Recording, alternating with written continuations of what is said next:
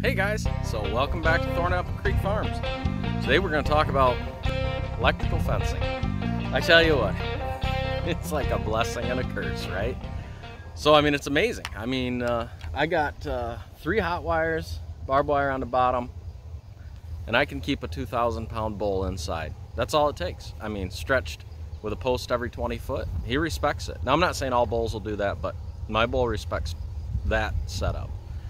All the cows, of course, respect that setup, and I'm running about 10,000 volts through here. I got a pretty big fencer, so I mean, the times that they have got shocked, it's been a good education. So that's what it kind of takes too. Sometimes, you know, the babies, when you let them out in there, they get whacked, and I mean, you know, they hate it, but it's just one of those things. Everybody's got to learn their lessons. There's no way around it. But today we're going to talk about when your fence doesn't work and your cows get out. Because if you got cattle, anything like that, any kind of livestock, that's what's going to happen. So we're going to start breaking it down. Right now I've got a low reading on one of my fences. I've got a fault finding fencer. Man, I don't know how to use it. I mean, I'm sure it works real good for people that know how to use that stuff. But basically it's $100 that I absolutely wasted. I should probably just get online and figure it out, but yeah, we'll just keep using this one. So come along with me. We're gonna, what I like to do is break it down into segments. So I'll start off right at the fencer. Boom, is that one working? Yep. So we're gonna check that. Then we're gonna come out to this first section of fence. Is that going okay? Yep. And we just kind of walk through, and usually walking the fence will make it to where you can find what's faulting. I mean, if you've got a low reading where you've got pretty much no electricity going through it, it's not going to be usually because of weeds or sticks. I mean, unless you just have a tremendous amount on there, you haven't upkept your fence.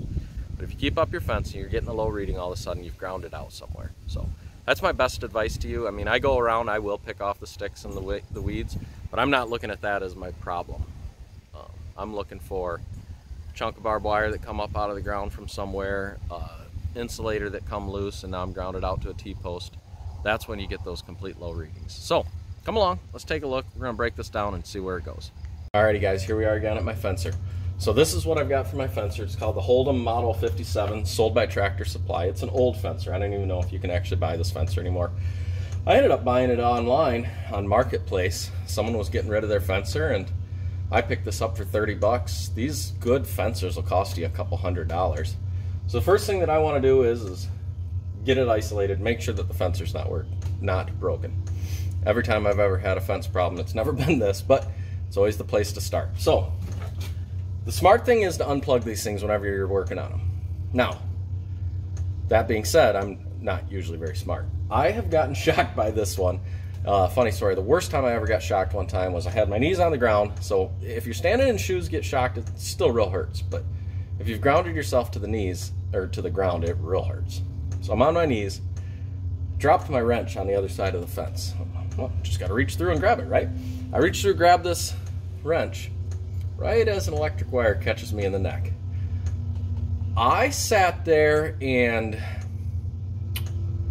really wasn't happy with myself. We'll just leave it at that. I sat there for a few minutes having to regain myself after that. But anyways, so we're gonna be smart today. We're gonna unplug this. We got the ground wire, we got the fence wire. So you can leave the ground wire in place, but we'll pull this fence wire, because what we're doing is we're trying to isolate those shorts, right? So we'll plug this back in. We're going to check this across. So we're going to take our grounding wire. This is the tester that I use. It's real simplistic, and like I say, I've got let's see here. Got me a cool fancy $100 Dare fencer. No idea how to use it. That's how I am. Don't be like me. So we'll test the fence. We'll test it. And yep, we're hitting above the, this won't even, I don't know if you can see that on here. Let's see. All it does is flash.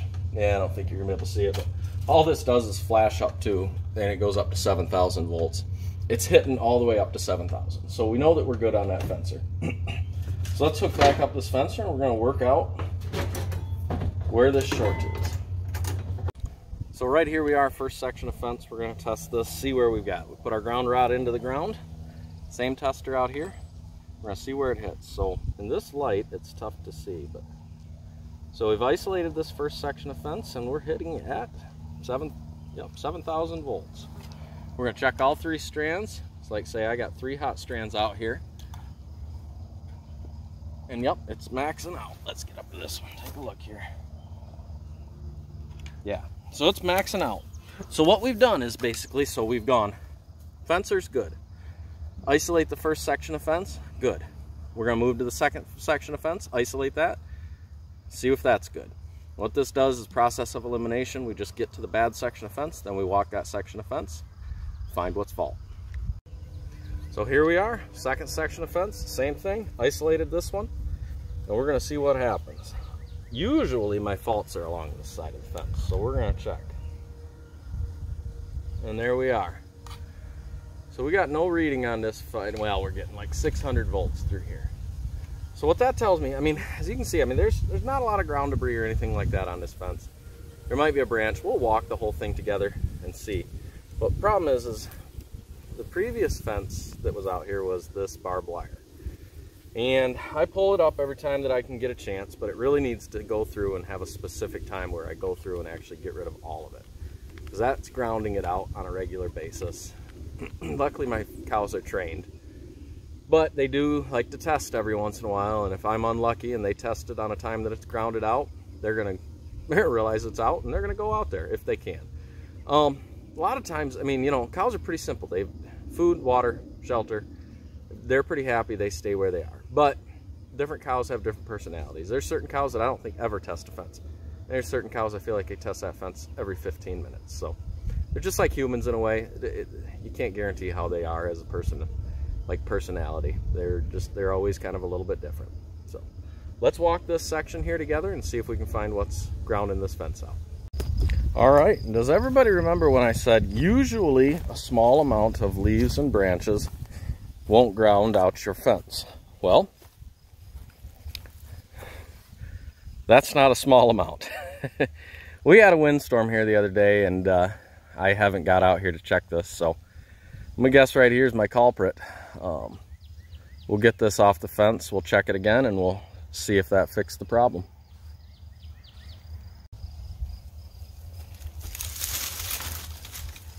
Oh, that's a sharp one. Why does everything that fall have to have prickers?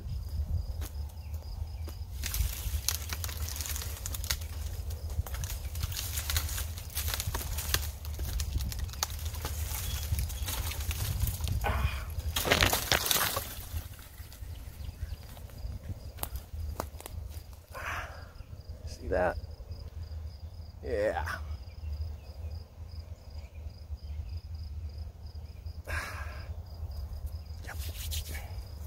Okay, well, we're off the fence now.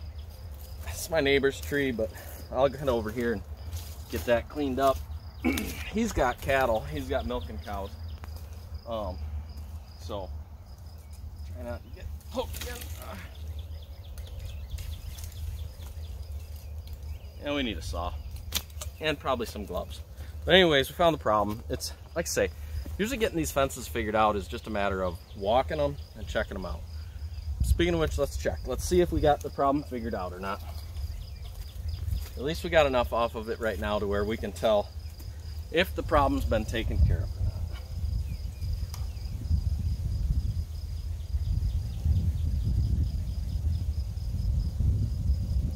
It's hard to see in this light sometimes, but it looks like we gained some voltage. So we were at 600, we're at 2,000 now.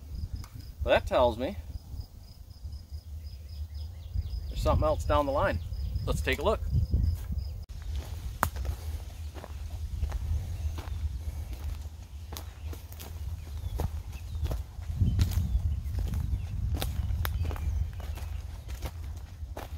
This is what I talk about as far as the barbed wire. It's just all over out here, and all it takes is one, you know, if that barbed wire moves over 3 inches, it's going to ground it out. My neighbor and I, this Amish gentleman, and I have talked about getting this cleaned up, and I think it's going to be a winter project here for us. Maybe get some of his boys over here to do it as well, help us out. let's just keep walking it and see what we come across. All right, guys, I think we found it. Say, we had a bit of a windstorm over here, and usually that means you should be walking your fence, but I haven't walked it, and that's why you would walk them. So let's test it over here and see what we got. Alrighty, guys, moment of truth. See how much more work we've got to get done today. There we are. 7,000. 7,000. 7,000. So that was the issue. Like I say, usually small sticks and branches and stuff don't do it, but a large wet branch right into the ground will do it, and then half a tree. That's enough to ground your fence out. While we're out here, we're just gonna walk it anyways, just to see if we can take anything off the fence, and that'll be that. We'll move on to the next one for the day. Here's another reason to walk your fence. You'll kind of notice things that are about ready to cause a problem. That jumps up, grounds itself out, there'll be a problem. So I gotta come out here with an insulator, get that on here. But these are my separators here, you know, right over there you can see the H-brace for the cow-calf pasture, H-brace for the finishing pasture, and you know, right now we got cows in both, plus we got cows up in the middle here. But let's go see how they're doing for the day. They've been fed, and they're probably out just picking through some grass right now. It's always kind of funny whenever they've always got this separation between them, and it's only, well, I don't know what that is, 20 yards, not very far at all. But whenever they get into the same next door pastures, they're always all up with each other, sniffing each other, figuring each other out. Most all of them were raised together to a point. Hi girls, how you doing? You getting that all cleaned up? You know, gas prices, we gotta save money where we can. Don't want to be running that mower. These are my boys. Y'all get your corn, you get fattened up a little bit for the day. Staying good and healthy. All right, how we doing? How we doing? Nice to meet you. Yeah, thank you very much. Hello. Yeah, not very friendly. Hi guys, how we doing? Got our little babies here. How's that grass tasting? Getting big? All right. These guys still got a little bit of their fluff left on them. These guys are not very old. I'd have to look at my book. Maybe 4-ish months, somewhere in there. A couple months over there. No, I don't know. I'm off. I've had them longer. You know how time goes. All right, everybody. Everybody stay good. Get cool. Go in the shade. Say bye. Dexter up there with his ladies. Doing his thing. That's fencing for you. It's always kind of a process, continual maintenance. I don't have a ton of fence out here. I don't know how these guys that have miles and miles and miles of fence manage it, but I feel like you'd have to have a full-time crew just to do that. But for me, this is plenty of work right here. It's always something to kind of play with on them, but they're great when they're working. And I mean, in 90% of the time they do work, but they just got to take a little bit of work, a little maintenance, excuse me. But anyway, they're all electrified and ready to go. Speaking of something else here, I want to get some goldfish in here. Anybody ever put goldfish in their feed troughs? I've heard of it.